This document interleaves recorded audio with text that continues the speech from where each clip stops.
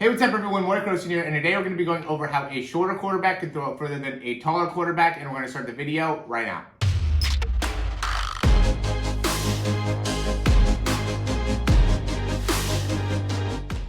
Okay, so I'm sure a lot of you guys have gone to a camp before where there's somebody who is, maybe you're 6 foot and there's somebody who's 5'10", or maybe you're 6'3" and there's somebody who's 6 foot. But either way, it's somebody that's a little bit shorter, but is somehow able to throw the ball further than you. And today I'm going to be going over how exactly it's going to happen. And what we have here is a quarterback that's 6'4"-ish here on the right, and then we have a quarterback that's about 5'11", 6 foot on the left. It's Kyler Murray here on the left. Obviously, we can see it here. But big thing is, obviously Kyler Murray is one of the best in the game playing in the NFL, and he just does such a great job of utilizing his whole body, and that really ends up being the big thing here. And it's very common, right? I see quarterbacks all the time that send in breakdowns for me, and they're 6'3", 6'4", and when you're seeing them throw, it's like, man, you're just not utilizing your body to the full capacity, and that's what Kyler Murray does really, really well. Is he's able to utilize a lot more of his levers more effectively, and just is able to time everything out a little bit better when he's actually throwing the ball. So we'll go through the throw here. Big thing that we're noticing here is just the initial kind of step. So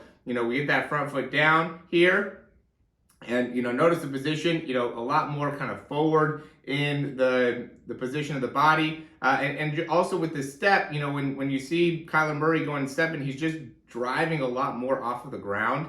When we see, the athlete on the right taking the step, he's just really not utilizing the ground near as much. And I've made a video about this before, where if you're just standing up, right, just standing tall, and you go and you like push your weight down to the ground, like legitimately try to push down into the ground, you have to utilize your core to do that. And I think that's such a great thing to be able to connect with, because I think a lot of people that have this issue, they just don't connect to their core at all, right? So they're just really, really disconnected with their body, and that makes it so they're not able to generate near as much force, because, really from a long lever position, if we compare these two, they're really in a similar spot, right? And that's one of the things that I would say is that, Kyler Murray does a really good job of staying pretty tall, pretty upright, where, guy on the right here, if he's 6'4", you could tell that he's kind of like leaning forward, right? Just not maintaining a great posture. We can see that Kyler Murray is doing a great job of keeping everything upright, and really is even able to turn his head a little bit more, right? Where you can see Kyler Murray has a little bit better position with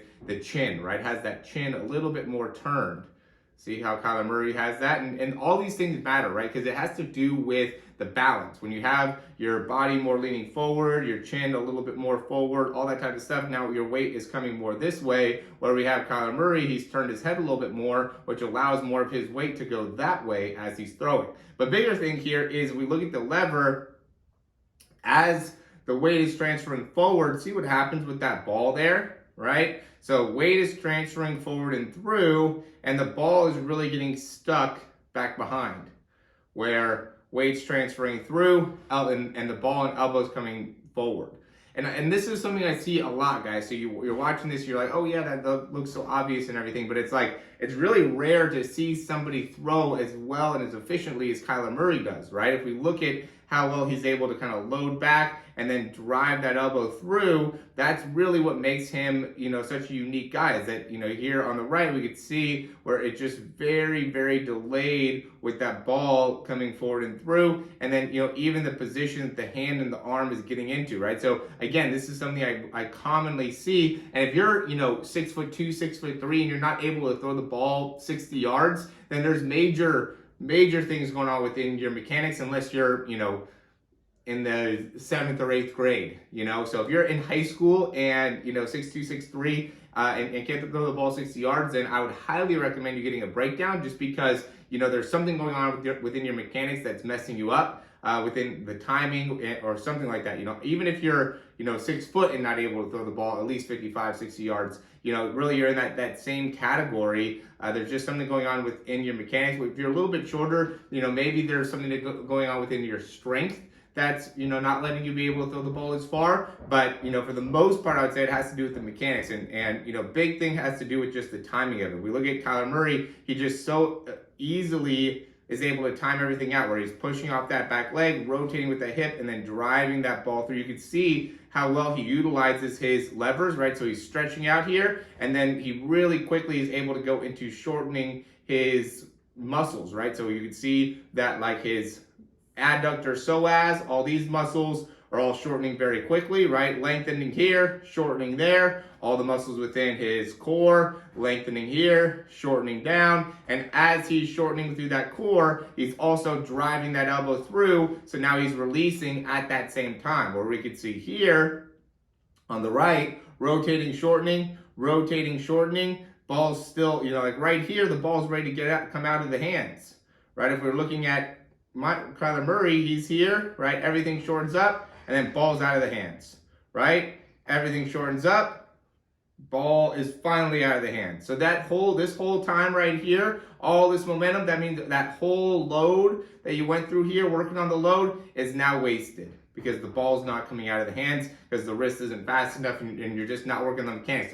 The main thing that I see and the reason that I think quarterbacks aren't able to throw the ball as far is because they just don't put a big focus on being able to correct their mechanics, right? And being able to really understand how the timing should be working and being able to really optimize that is a critical part of being able to throw the ball further. As always, guys, thanks for watching the video. If you like this information, go ahead and click that thumbs up down below. That really helps us out a ton. Subscribe to the channel if you haven't already. And if you have any questions, comments, recommendations, you can leave those down below.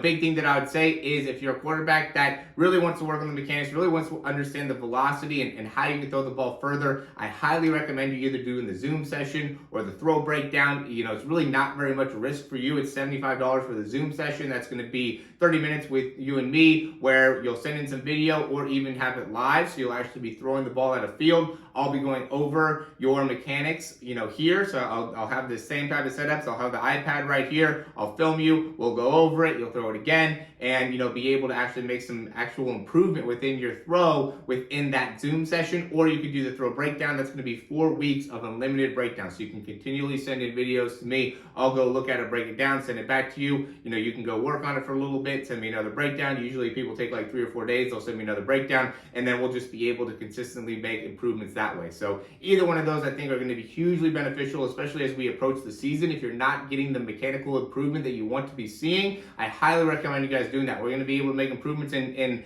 for the Zoom session 1 day, for the throw breakdowns, maybe a week, 2 weeks, something like that. So that's why I highly recommend you take a look at the Zoom session. So go ahead and check that out down below. And if you have any questions, you can always send me an email. We'd be happy to talk to you. So again, if you guys like the information so far, go ahead and click that thumbs up. That really helps us out a ton if you're still watching. And we'll talk to you soon.